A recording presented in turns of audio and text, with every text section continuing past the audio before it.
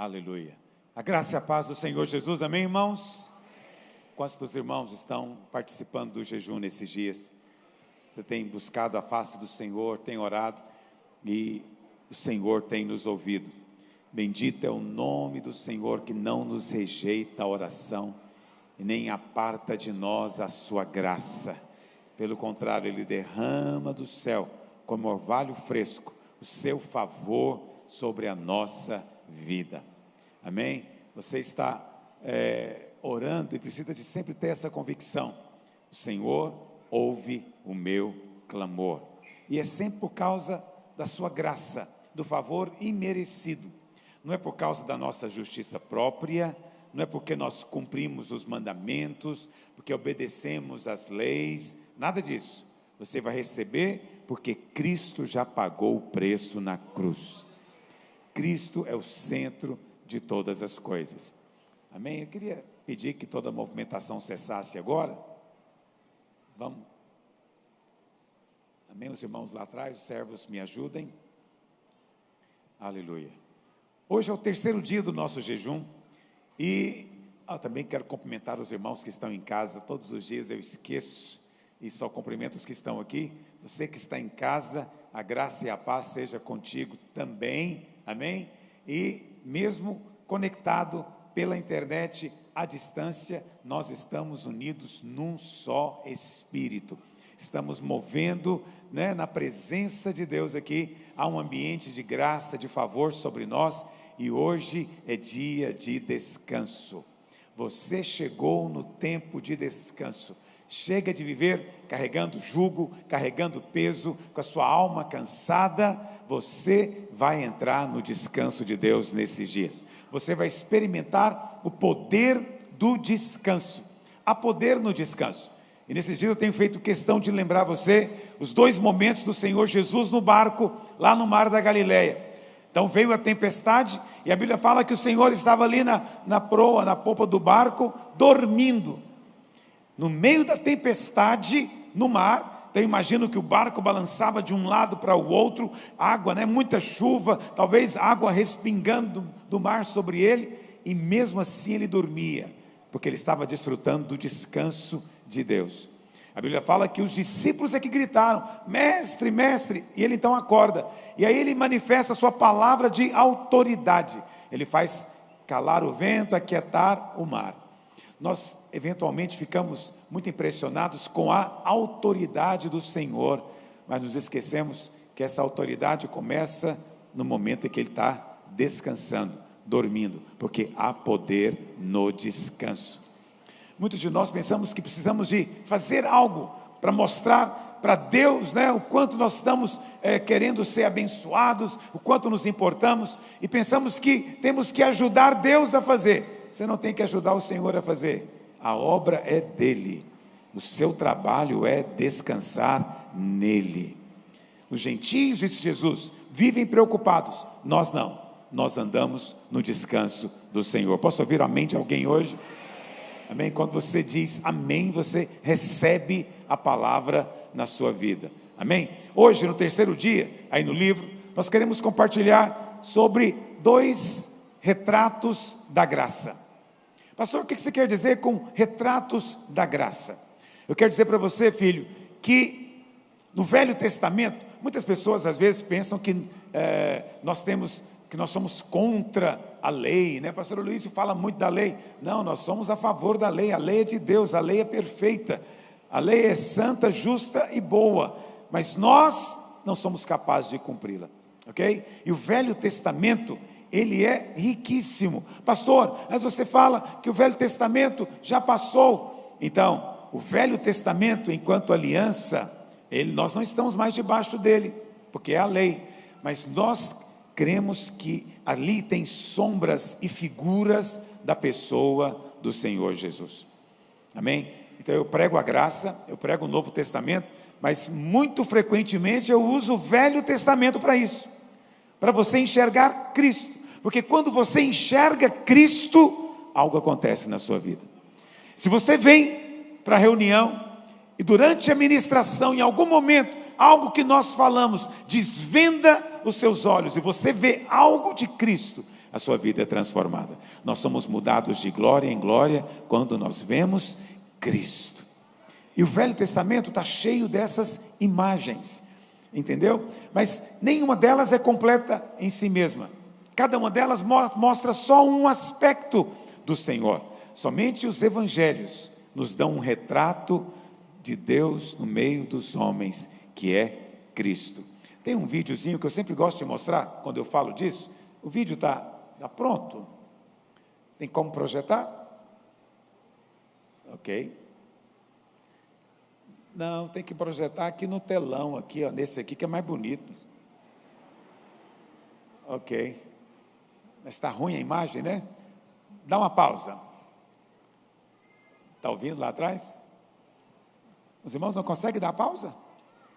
O vídeo não tem jeito? Não, o vídeo já acabou, é só isso. Só que era para eu te explicar o que é que está acontecendo, mas os irmãos lá, o som está chegando lá atrás. Presta atenção, coloca do começo de novo então. Eu quero que você entenda o seguinte. Consegue colocar no começo? Ok. Se você olhar desse ângulo, não tem nenhum sentido. É um monte de objetos colocados aleatoriamente. Mas de repente você olha no ângulo certo e você vê o rosto de um homem. Eu acho muito legal isso, porque isso aqui ilustra esse princípio espiritual. Você consegue ver o rosto de um homem aqui? Lá está melhor do que aqui, né? Isso é impressionante. Olha para cá. Isso é o que nós chamamos de chave hermenêutica. Existe uma chave que você usa para você entender a palavra de Deus. Sabe que chave que é essa? Uma pessoa, Cristo.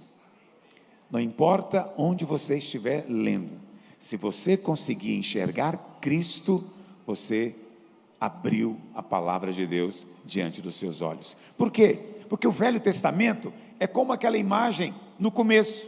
É uma série de objetos que estão colocados ali, aparentemente, aleatoriamente. Mas todos eles, quando estão juntos, compõem uma imagem, que é a imagem de Cristo. Cristo está do começo até o final.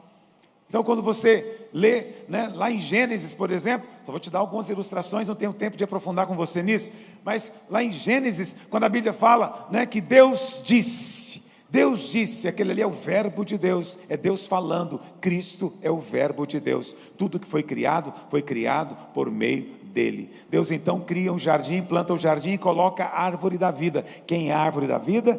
Cristo. Ele é o caminho, a verdade e a vida. Depois Deus cria o homem. Adão é o primeiro homem, mas Adão não é só um homem, ele também é uma sombra, um retrato de alguém que viria. Desse homem Deus faz a mulher. Quem é esse homem? É Cristo. Quem é a mulher? A igreja. Qual a matéria-prima da mulher? Foi o homem. Qual a matéria-prima da edificação da igreja? É Cristo. Aí depois essa mulher tem um filho, Abel também é um tipo de Cristo. Ele foi morto e a Bíblia fala que o seu sangue fala. E lá em Hebreus diz que o sangue de Jesus também fala coisas superiores ao sangue de Abel. O sangue de Abel clamava por justiça, o sangue de Jesus clama por perdão. Depois você vê Noé, ele vai edificar a arca. Quem é a arca? É um instrumento de salvação, aponta para Cristo. Todos nós estamos dentro da arca, estamos em Cristo. E estando em Cristo, o juízo não pode chegar até você. É por isso que não há mais condenação, porque você está em Cristo. Você não pode mais sair dele. Hoje em dia, quando a arca balança e você cai, você não cai para fora da arca, você cai dentro de Cristo. Deus chama Abraão, promete para ele o filho. Quem é o filho? É Isaac.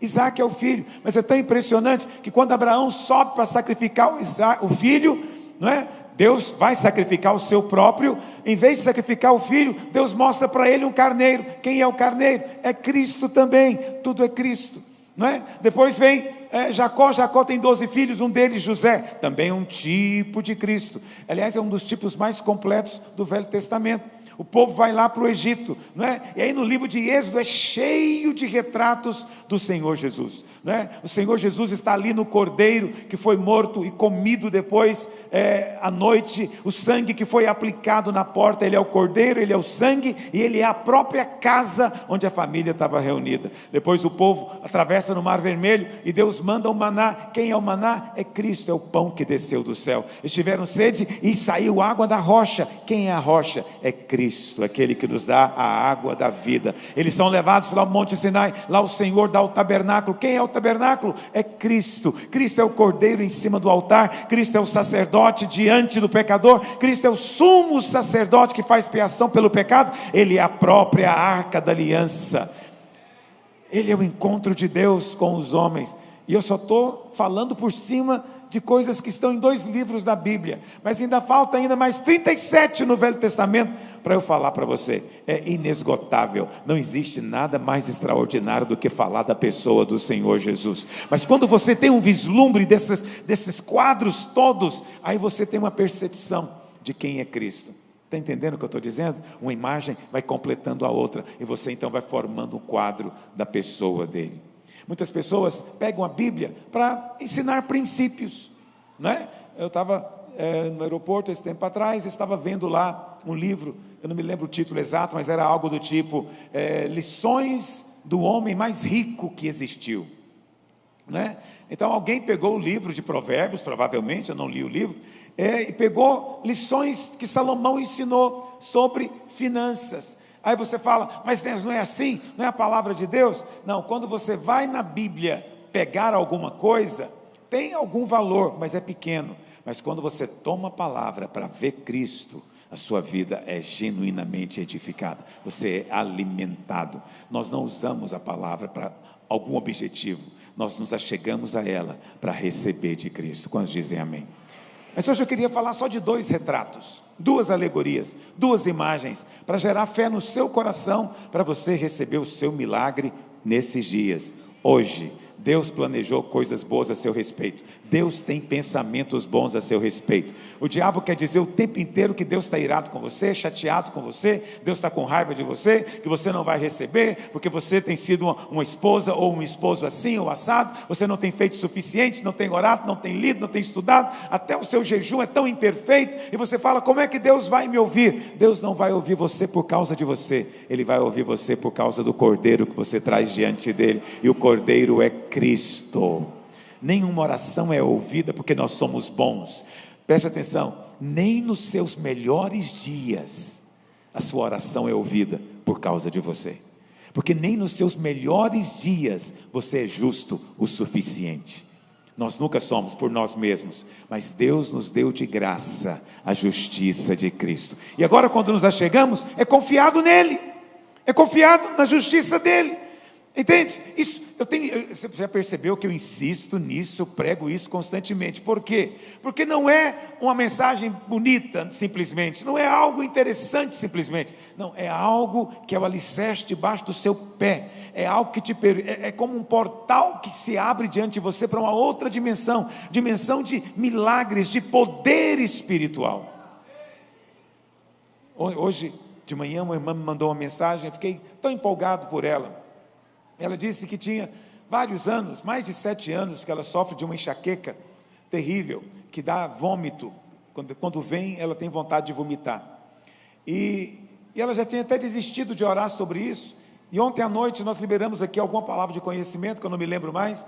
E na hora que eu liberei a palavra de conhecimento, ela entendeu, é Deus querendo me curar. E ela então falou, Senhor, eu recebo. Eu nem estava orando por essa enxaqueca, mas eu creio. E ela estava normal. Durante a madrugada, a enxaqueca veio e ela acordou, e ela não conseguia fazer nada, ela mal conseguia abrir o olho, querendo vomitar, com vômito. E ela então se levantou e ela falou, eu creio, que naquele momento o Senhor já me curou. Eu sou curada. Ela disse isso 3 horas da manhã. E ela disse, pastor, nunca aconteceu isso com remédio nenhum que eu tomei, nunca aconteceu com nada antes, instantaneamente desapareceu. Presta atenção, ela entrou numa esfera sobrenatural. Eu li esse testemunho hoje ao meio-dia. Ela entrou numa esfera, no âmbito espiritual, entende? É como um portal de glória que se abriu para ela, e ela experimentou algo sobrenatural, mas ela não experimentou porque ela é especial, porque ela tem algo que você não tem, entende? O que ela experimentou, a razão pela qual ela experimentou, é a mesma pela qual você vai experimentar.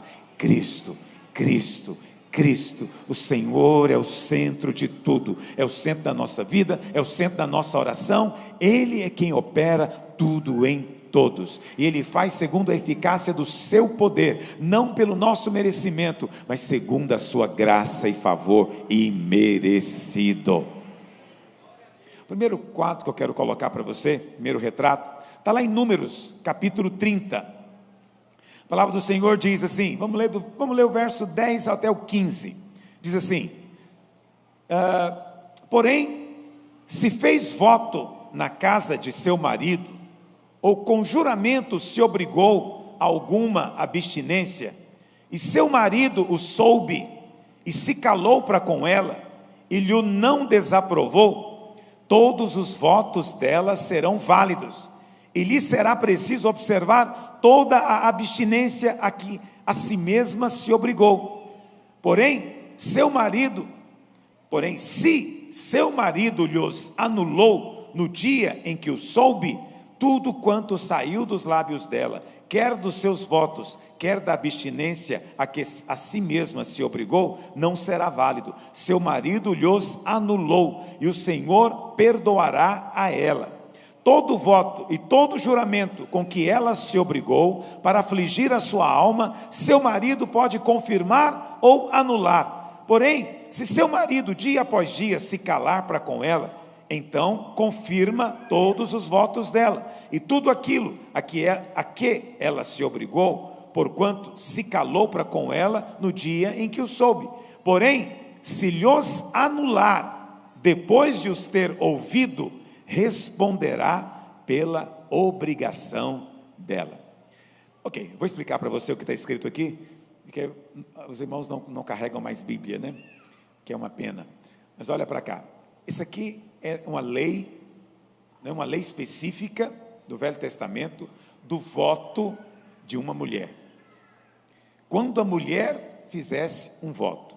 Então você tem um capítulo inteiro para tratar dessa questão lá no Velho Testamento. É por isso que você encontra pastor translocado por aí, dizendo que tem que reescrever a Bíblia, né? Que a Bíblia está fora de contexto, que ela precisa ser modernizada, coisas loucas desse tipo. Por quê? Porque eles não conseguem enxergar Cristo, e eles leem e só conseguem entender com a sua mente, o que está escrito de maneira natural. O que está escrito de maneira natural aqui é o seguinte: quando a mulher fizesse um voto, o marido dela podia desfazer ou confirmar, ok? Se ele, no dia que ficou sabendo do voto que ela fez, dissesse, não aceita esse voto está muito estranho, está anulado, então o voto estaria anulado. O marido podia fazer isso. Mas, se o marido apenas se calasse, preste atenção nisso, o voto seria válido. Por isso é muito sério quando homens se calam. Está me ouvindo? Quando você se cala, diz a Bíblia, você permite que coisas aconteçam. Na sua casa, você não deve se calar. Não estou sugerindo que você seja áspero, bruto, alguma coisa assim, mas você tem que se posicionar na sua casa. Lá no Éden, a Bíblia fala que Eva falou, a serpente falou, e Adão, que estava junto, não disse nada. Quando Adão se calou, ele permitiu que tudo aquilo acontecesse. Adão era a autoridade, ele permitiu. A mesma coisa acontece com essa mulher, né, na sua casa. Se o marido ouvisse o voto que ela fez e se calasse, o voto era válido. Mas tinha um detalhe. Se o marido resolvesse cancelar o voto, se ele dissesse, o voto não é válido, ele teria que levar as consequências de um voto não cumprido. Se ela fez voto, por exemplo, de eu faço isso ou então eu morro, ele teria que cancelar o voto, mas teria que estar disposto a morrer no lugar dela. Quantos estão entendendo o que eu estou dizendo? Pastor, eu não consigo entender de que esse texto está falando. Para você entender esse texto, lembra da chave, ok? Então, quem é o marido? O marido é Cristo. O marido é Deus. Quem é a esposa? Ótimo, pode ser Israel no Velho Testamento ou a igreja no Novo Testamento. Os mestres judaicos, né, eles ensinam que lá no Monte Sinai, Deus se casou com Israel. Deus se casou com Israel. Houve uma aliança, você pode ler depois, é verdade, houve uma aliança lá no Monte Sinai. Então, essa mulher aqui pode simbolizar tanto Israel quanto a igreja. Eu vou falar de Israel para você, mas aplicando na sua vida.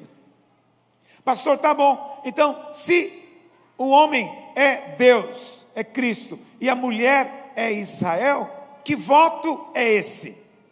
Que voto é esse? Lá no Monte Sinai um dia, Deus veio para habitar no meio do seu povo, e antes que Deus dissesse coisa alguma, antes que Deus falasse o que ele requeria do povo, o povo fez um voto diante dele. O povo disse: tudo o que o Senhor falar, nós faremos. Vamos ler isso na Bíblia? Pega aí a sua Bíblia, lá em Êxodo capítulo 19, verso 8. Êxodo 19, verso 8. Então, o povo respondeu a uma: tudo o que o Senhor falou, faremos. E Moisés relatou ao Senhor as palavras do povo. Capítulo 24, Êxodo 24, verso 7, diz assim: e tomou o livro da aliança e o leu ao povo. Aqui Moisés agora está lendo o voto que eles fizeram. E eles confirmaram dizendo: tudo o que falou o Senhor, faremos e obedeceremos. Naquele momento, Deus falou alguma coisa, meus irmãos? Não, naquele momento Deus se calou. Quando o marido se cala, o que ele está fazendo? Consentindo, está aprovando o voto, está consentindo. Mas a lei dizia que depois de 1 dia, 2 dias, 3 dias, vendo a loucura do voto que a mulher fez, o marido poderia falar, entendeu? Ele estava em silêncio, mas ele fala: chega desse voto.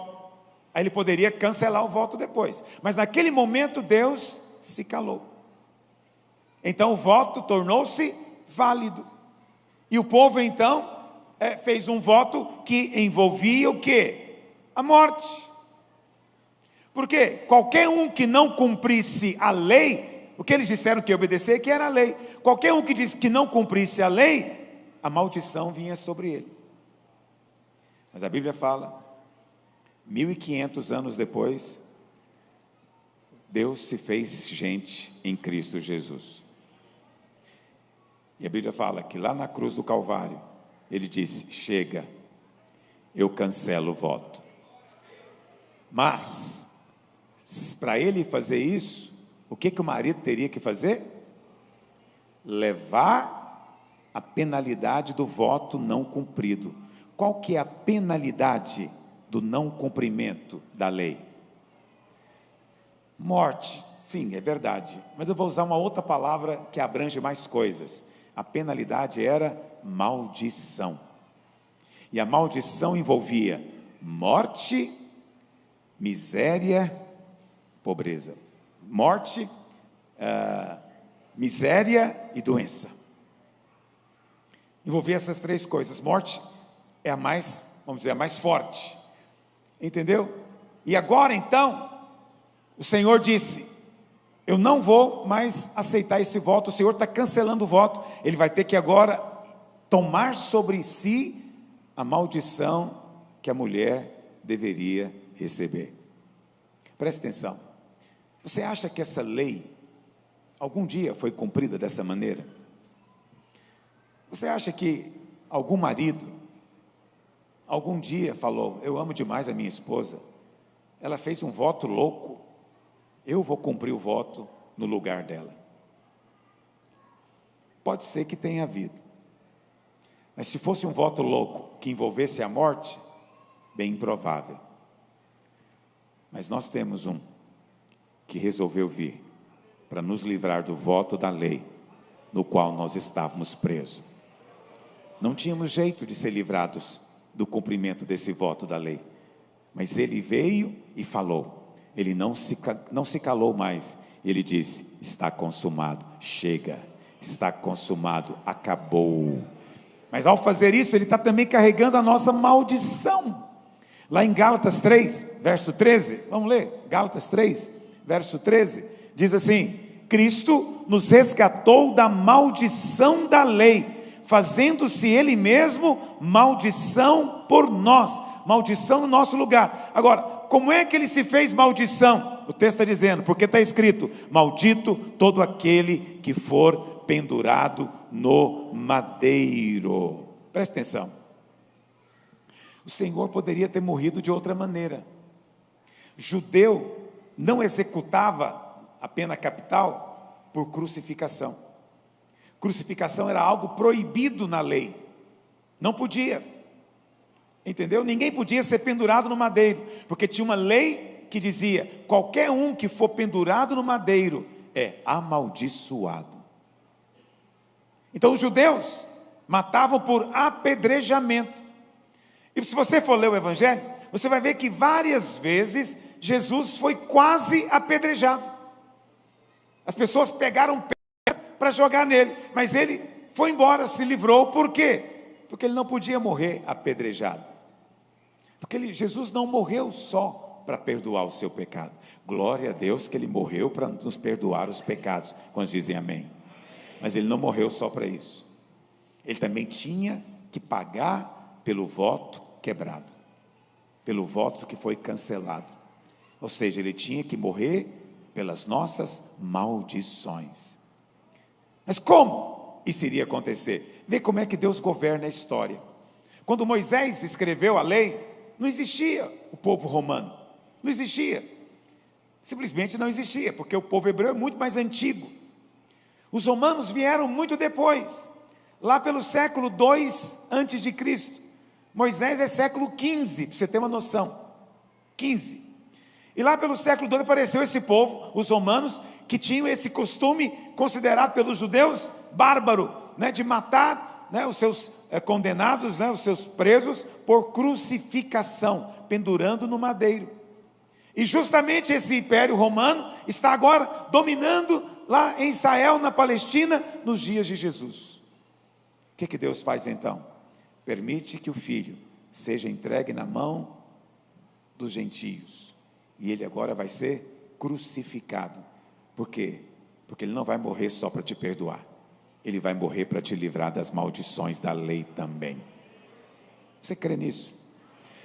É muito importante que você creia. Essa semente de fé na palavra é que te permite receber o milagre. Está me ouvindo? É preciso lançar fora toda crença equivocada. Tem muita gente que acredita que Deus manda doença para ele, que foi a vontade de Deus que ele ficasse doente, porque Deus quer abençoá-lo com essa doença, Deus quer que ele cresça com essa doença, Deus quer que ele aprenda coisas com essa doença. Então ele vive doente achando que a doença é uma bênção, mas você não vai encontrar nenhum lugar que diz que doença é bênção. E lá em Deuteronômio 28, que é onde estão escritas as maldições da lei, lá faz questão de enumerar um monte de doenças, para mostrar o quê? Que elas não são bênção de Deus. Por que Deus fez questão de enumerar as doenças ali em Deuteronômio 28? Porque Deus sabia que chegaria agora aqui no século 21, que tem muita gente ensinando que bênção na verdade não é maldição, doença na verdade não é maldição, é bênção. Mas está escrito em Deuteronômio 28, que é maldição. Pastor, mas eu estou doente, então quer dizer que eu estou debaixo de maldição? Olha para cá, não é automático, você tem que se apropriar da promessa da palavra de Deus. Cristo já se fez maldição no seu lugar, mas é você que se levanta diz: não aceito mais maldição na minha vida, porque eu sou abençoado com toda sorte de bênção espiritual. Isso é uma atitude de fé. Você vai honrar o Senhor se apropriando, entende? Você vai dizer e vai continuar dizendo, confessando: eu sou curado, eu vivo na saúde. Alguns vão ter experiência que essa irmã teve nessa madrugada, de ser curada instantaneamente. Outros talvez vão ter uma experiência de ser curado paulatinamente. Deus faz como lhe apraz, mas uma coisa é certa: Ele vai fazer na sua vida. Hoje é dia de descanso. Está me ouvindo? Não dá para ter descanso doente. Entende? Não adianta você ir para um resort, ouvir música erudita, contemplar o mar, não adianta fazer nada disso, se você está doente, com dores, com mal-estar, com angústia, entende? Ninguém descansa enfermo. O Senhor morreu na cruz, para levar nossas maldições, para que tenhamos descanso hoje. A vontade de Deus é que você experimente descanso, e uma coisa fundamental no descanso, é bem-estar físico, é poder deitar, sentir cada parte do seu corpo, respirar fundo e falar: uau, como eu estou bem. Você vai dizer isso nesses dias: como é um privilégio estar vivo, desfrutando dessa vida, como eu sou abençoado. É isso que Deus tem para você em todas as áreas da sua vida. Por quê? Porque houve um dia em que Ele disse: basta, acabou esse voto da lei. Entramos agora debaixo do favor de Deus. Nós estamos debaixo da graça. Quantos dizem amém nessa noite? Aleluia. Mas tem um segundo quadro que eu quero dizer para você. Lá em Êxodo, capítulo 21, do verso 2 até o 6. Logo depois que Deus dá para Moisés a lei dos 10 mandamentos, logo depois, no capítulo seguinte, Deus então dá a lei do escravo hebreu. A lei do escravo hebreu, escravidão no Velho Testamento. Mas ela era, vamos dizer assim, regulamentada na lei.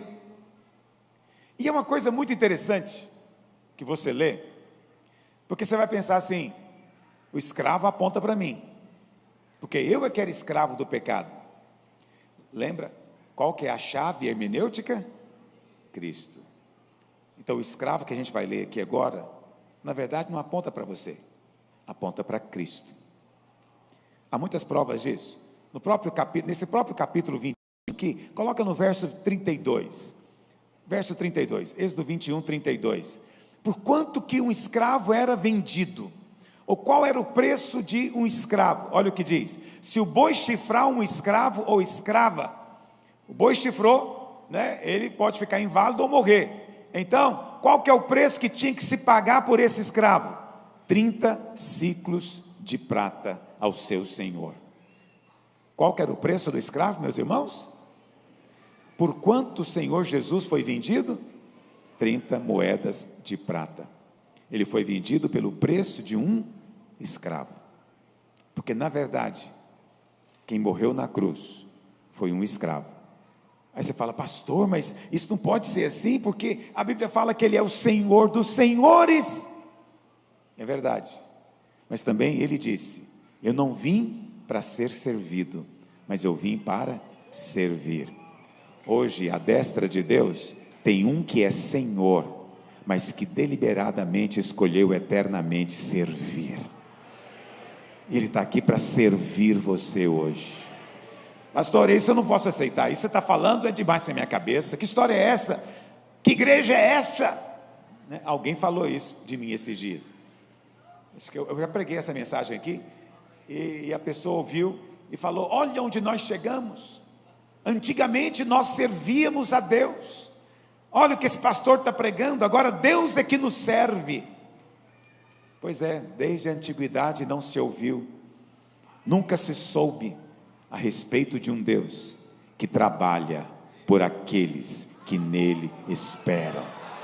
Enquanto você espera, tem um Deus que trabalha por você. Tem um Deus que trabalha para te servir. E eu falo isso com absoluta reverência. O Senhor Jesus chegou para Pedro no dia da última ceia,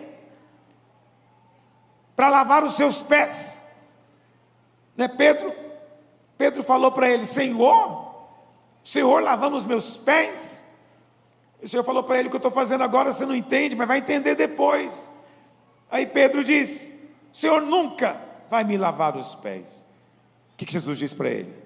Se eu não te lavar, se eu não te servir, você não tem parte comigo. O Senhor não disse: se eu não te lavar, você não tem parte em mim. Ele não disse em mim.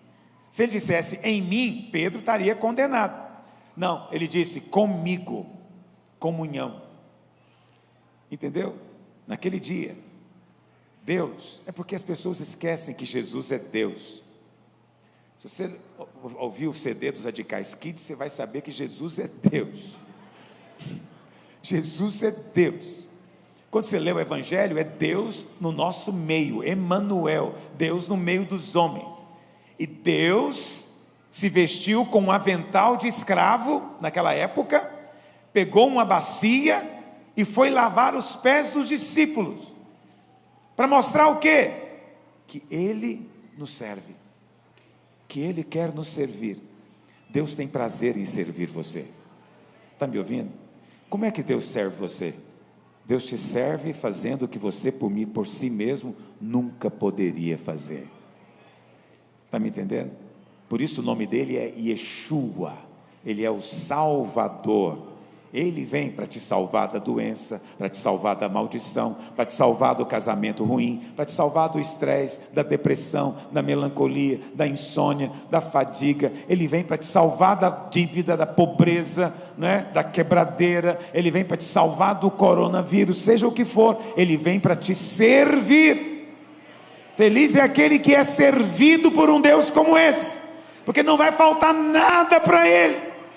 Eu sei que nós queremos fazer para Deus, nós queremos servir fazendo uma obra, liderando, nós queremos servir contribuindo, nós queremos fazer coisas extraordinárias para Deus, aleluia. Você faz bem em querer, mas lembra do seguinte: você não tem nada para dar para Deus, você só pode dar o que você receber, e você só pode receber dele. Então primeiro venha receber, depois que você receber, você pode vir e ofertar para ele. Ninguém tem de si mesmo, nós não temos de nós mesmos, só podemos ter aquilo que recebemos do céu, aleluia, amém, irmãos? Vamos ler o texto, lá em Êxodo capítulo 20, tem a lei do escravo, que era o seguinte: se comprares um escravo hebreu, 6 anos servirá, mas ao 7º sairá forro, de graça. Se entrou solteiro, sozinho sairá. Se era homem casado, com ele sairá sua mulher. Se o seu senhor lhe der mulher, e ela der à luz filhos e filhas, e mulher, a mulher e seus filhos serão do seu senhor, e ele sairá sozinho. Porém, se o escravo expressamente disser: eu amo meu senhor, presta atenção que ele fala que ama o senhor antes de falar que ama a mulher. Eu amo meu senhor, minha mulher, meus filhos, não quero sair forro. Então o seu senhor o levará aos juízes e o fará chegar à porta ou à ombreira, e o seu senhor lhe furará a orelha com a sovela, e ele o servirá para sempre. Presta atenção: o escravo em Israel só podia ser escravo 6 anos. No 7º ano ele tinha que ser liberto, ok? No 7º ano. Mas a lei dizia o seguinte: se o escravo tornou-se escravo, você pode perguntar: pastor, como é que alguém tornava-se escravo naquela época? Dívidas.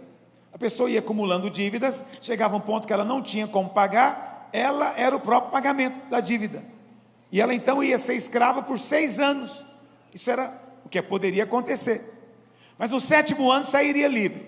Mas a lei dizia o seguinte: se o escravo chegou casado, no final do 6º ano, ele vai embora com a mulher e os filhos que ele chegou. Mas se o escravo chegou solteiro, E nesse período de 6 anos, ele se casou, né? O Senhor dele deu para ele uma moça, e ele teve filhos. No final desses 6 anos, ele tem direito de ir embora. A escravidão dele acabou. Mas ele não pode levar a mulher e os filhos. Elas pertencem ao seu Senhor. Mas se ele disser: eu amo meu Senhor, eu amo também minha mulher e os meus filhos, não quero ir embora, quero ficar. Aí, o Senhor levava ele na porta da cidade. As cidades eram muradas naquela época. Na porta da cidade, ele encostava a orelha no portal, e com uma sovela, o Senhor furava a orelha dele. E a partir daquele dia, ele seria escravo para o resto da vida do seu Senhor. Nunca mais poderia ir embora, porque ele escolheu livremente servir o seu Senhor. Eu sei que eu mesmo já preguei essa mensagem aplicando para nós. Essa é a primeira interpretação que nos vem à mente. Mas isso não está escrito por causa de nós. Está escrito por causa de Cristo. Tudo foi feito por causa de Cristo. Tudo está registrado para nos mostrar algo mais de Cristo. Está me ouvindo? Cristo é esse escravo que desceu do céu. Ele veio sozinho. Não foi sozinho? Ele não veio com ninguém mais. Ele veio sozinho da glória. Ele desceu do céu, diz a Bíblia. Porque ninguém subiu senão aquele que de lá desceu. É Cristo. Ele desceu sozinho, ele chegou solteiro. Mas ele veio para servir o seu Senhor, o Pai. E aqui, ele ganhou uma esposa, noiva, filhos e filhas. E lá no Getsêmani, a Bíblia fala que os soldados vieram prendê-lo. Naquele momento ele diz: eu poderia pedir 12 legiões de anjos agora, para me livrar desse momento.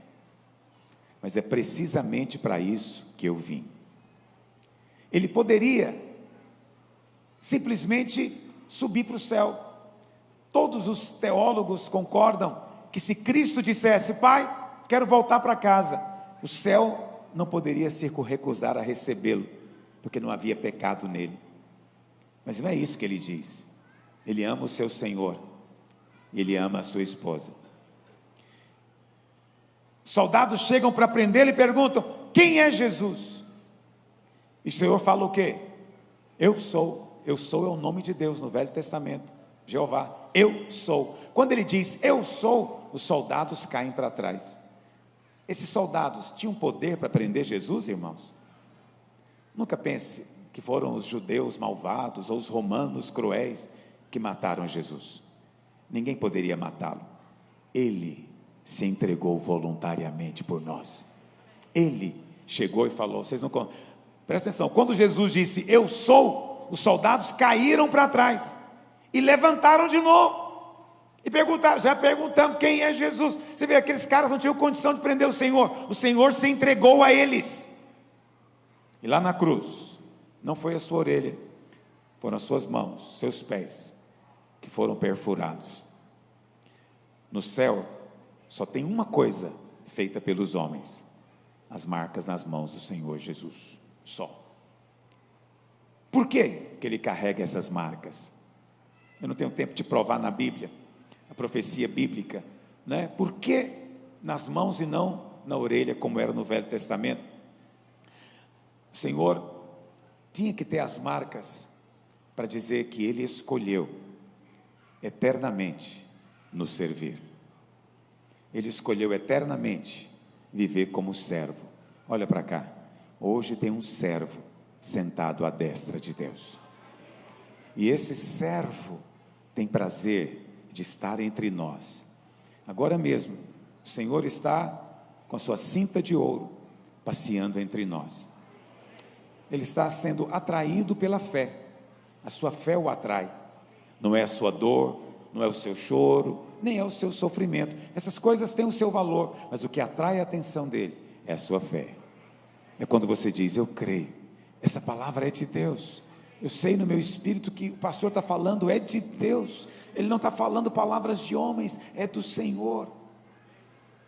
E quando você é humilde, é preciso ser humilde para ser servido.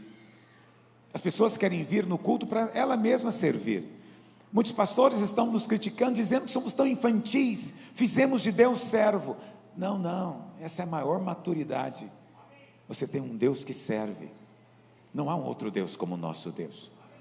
Os outros deuses exigem, demandam, o nosso Deus oferece, dá, graciosamente, para todos quantos queiram. Essa é a glória diante de quem nós estamos. Glória a Deus, porque você está abrindo mão de comida para buscar a face dEle, porque o seu coração foi conquistado por Ele, porque essa graça nos fascina e nos atrai. Por que essa história é importante? Vou encerrar com isso. Ela é importante para te dar segurança. Está me ouvindo? Vamos imaginar, imagina, eu não sei se aconteceu, de algum escravo resolver, furar a orelha e servir o seu senhor, por causa do amor que ele tinha para com a sua esposa. Não sei se teve algum escravo que fez isso, a Bíblia não fala, mas vamos supor que tenha havido. O escravo, por amor à sua esposa, seus filhos, ele teve a sua orelha furada, nunca mais vai embora, nunca mais vai embora. Agora imagina esse escravo à noite dormindo com a sua esposa, e a sua esposa acorda no meio da noite, ela deita no seu braço, e ela olha a sua orelha furada, e ela sente uma sensação de aconchego e segurança, porque ela olha o buraco na orelha e diz: ele escolheu ficar comigo, ele nunca mais vai embora. Tem história mais romântica do que essa? Não tem. Nem Shakespeare ia pensar num negócio desse, só Deus. E está escrito por causa de você, para que quando você, pela fé, ler o Evangelho, você fala: ele tem meu nome gravado na sua mão, ele nunca mais vai embora, ele vai ficar comigo eternamente, eu não estou sozinho, ele caminha comigo, ele sabe a minha dor, minha aflição, meu sofrimento, ele sabe tudo a meu respeito. E ele disse: nunca mais vou embora, eu decidi ficar com você para sempre. Essa é a declaração de amor mais tremenda do universo. Tem um Deus que desceu da glória para dizer para você: eu vou furar a orelha, porque eu quero que você saiba, todos os dias, quando você dormir, que eu vou estar aqui no outro dia, quando você acordar, porque eu amo você, com amor eterno eu te amei, com a minha bondade eu te atraí. Esse Deus quer operar na sua vida hoje, esse Deus quer se manifestar na sua vida hoje. Quantos querem um toque do Senhor? Fique em pé onde você está, por favor. Se você sente a unção do Espírito, erga a sua mão para o céu nessa hora, diz para Ele, o que você tem buscado, o que você deseja. Ele está aqui para te servir, para te carregar nos braços, para dizer que você é filho e você é amado. Você é amado. Erga as suas mãos, fala para Ele, diz para Ele, abre o seu coração, deixa o seu coração fluir na presença dEle. Pai, seja o Teu nome bendito entre nós.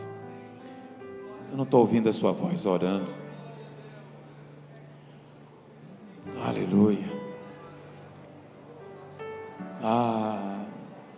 Desfruta dEle, filho. Desfruta da presença que traz descanso, renovo. Aspira a presença dEle. Você está mergulhado nele. Aleluia, aleluia, aleluia. Deus grande, tremendo, poderoso, gracioso, seja o teu nome bendito eternamente.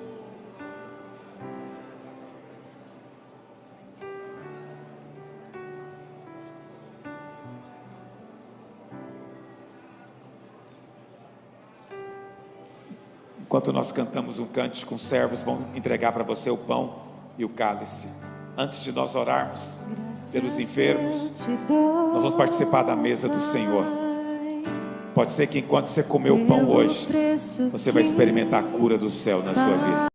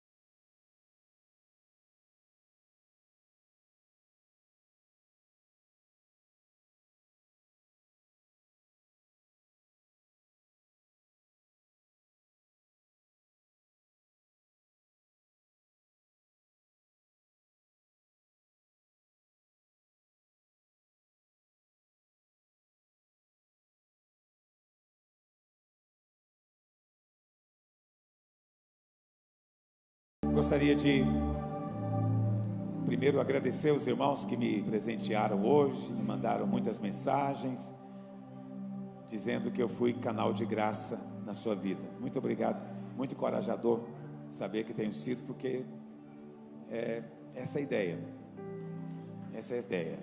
é de pegar o microfone e ser canal de graça na sua vida. Obrigado. Mas o desafio de hoje, também agradeço por todos os que aceitaram o desafio, foram muitos, até flor eu ganhei hoje. Eu sou meio brucutu, sou fraco com flor, mas eu acho que quem deu tem um coração sensível, né? Amoroso. Isso é precioso aos olhos de Deus. Mas o desafio para você hoje, como nós falamos dos retratos da graça, então eu quero desafiar você a fazer uma imagem de fé do que você está buscando. Você vai ter que ter criatividade. Você vai tirar uma foto de você mesmo, ou de algo que expressa o que você está buscando. Então, por exemplo, não, meu alvo é unção. Então você pode conseguir uma foto de uma oliveira, ou você pode tirar foto mas tem que ter criatividade, né? De uma azeitona. Vamos tirar foto de uma azeitona, não sei se, mas para quem é criativo, tudo tem jeito. É um exemplo. Não, eu estou orando para ter descanso. Então cria um cenário, deita numa rede, tira uma foto e posta no Instagram, escreve embaixo: essa é a minha vida, eu vivo no descanso de Deus, estou nos braços do Senhor. Minha esposa sempre gostou de fazer isso. 30 anos atrás, ela viu a foto de um negão. Lembra disso? Um negão mesmo, muito forte. E colocaram um bebê em cima do pescoço dele. Ele está assim curvado, bebê bem pequenininho, branquinho, em cima do pescoço dele. Ela não quietou enquanto ela não transformou aquilo num quadro. Está até hoje na parede da minha casa. Porque é uma imagem de fé.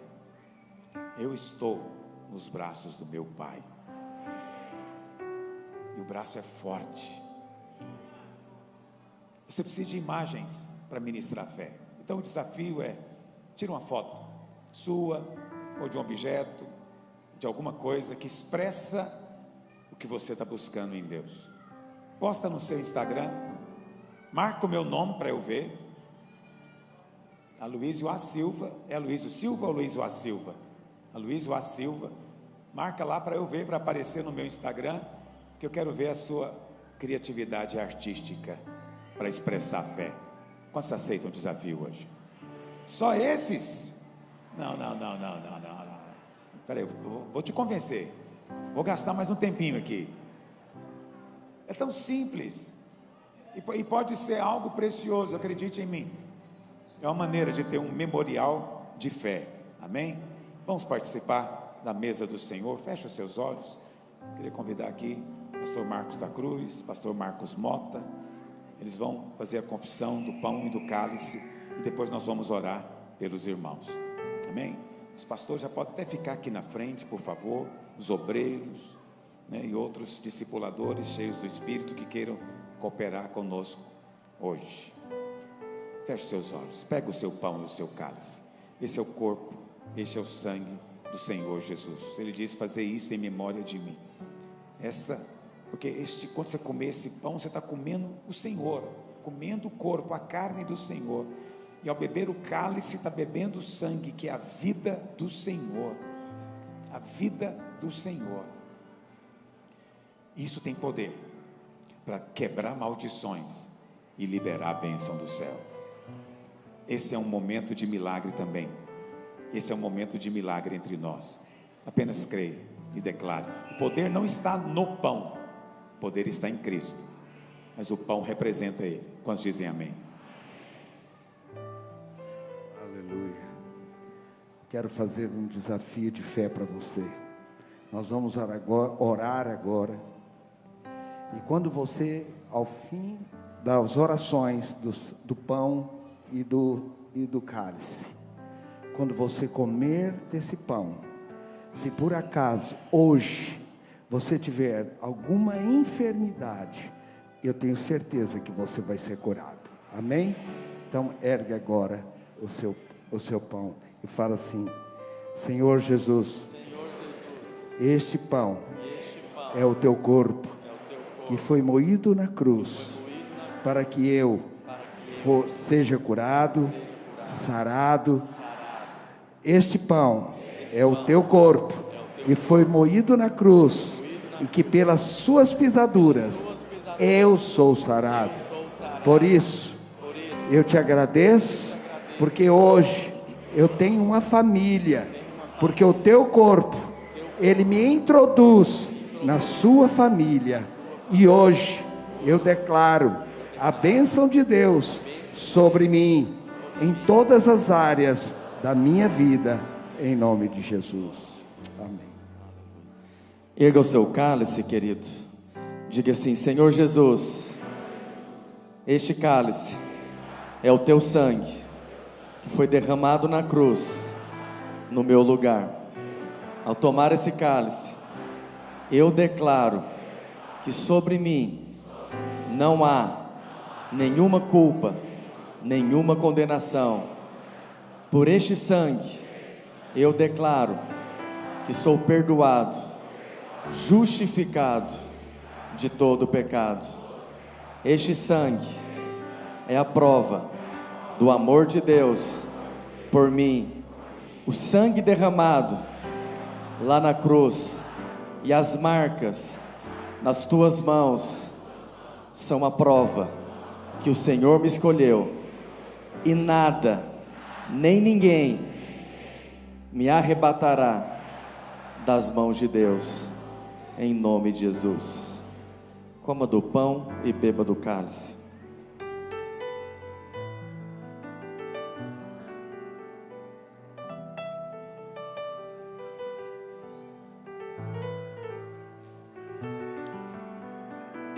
Aleluia, aleluia, aleluia, aleluia. Não perca o ambiente de fé. Deus quer liberar cura na vida de pessoas aqui nesse momento, em nome de Jesus. Rebalabaxeira balabás, rebalabaxado. Mais cedo o Senhor me revelou que tinha uma pessoa aqui neste lugar, que ele veio aqui hoje por uma certa insistência de alguém, mas o Senhor hoje vai dar descanso a todo problema que você tem. Se você é uma dessas pessoas, eu gostaria que você levantasse a sua mão. Hoje alguém insistiu para que você viesse aqui, você de certo momento resistiu, mas depois você atendeu esse apelo. Eu queria que você viesse aqui à frente.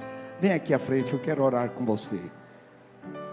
Se você faz parte dessa palavra, vem aqui à frente, vem aqui à frente. Teve alguém que veio aqui por insistência, mas o Senhor resolveu fazer o milagre na sua vida, hoje, em nome do Senhor Jesus. Tem mais pessoas assim aqui? Mais alguém? Mais alguém? Aleluia. Pai, em nome do Senhor Jesus, nós queremos declarar, começa a orar por essas pessoas, em nome de Jesus. Pai, faz o teu milagre, opera o teu milagre, no nome do nosso Senhor Jesus.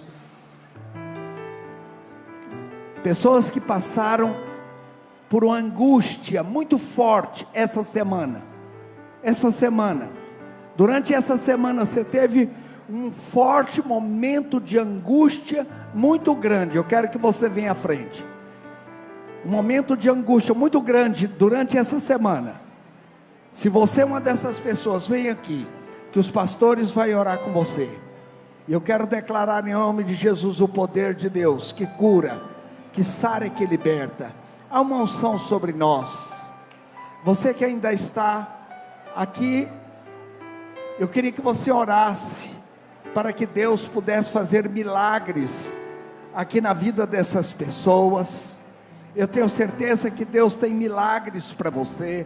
Hoje, Deus vai libertar você de toda ansiedade, de toda mentira que o diabo tem plantado na sua mente, em o nome do Senhor Jesus. Você que tem passado por momentos de angústias, venha até aqui à frente. Se você ouviu alguma voz nessa semana ou nesses dias de palavra de suicídio, eu quero orar com você. Se você é uma dessas pessoas, venha até aqui. Eu mesmo quero orar com você agora, em nome de Jesus. Em nome de Jesus. Alguém que ouviu alguma voz de suicídio, vem aqui, porque Deus vai libertar você dessa voz maligna em nome de Jesus.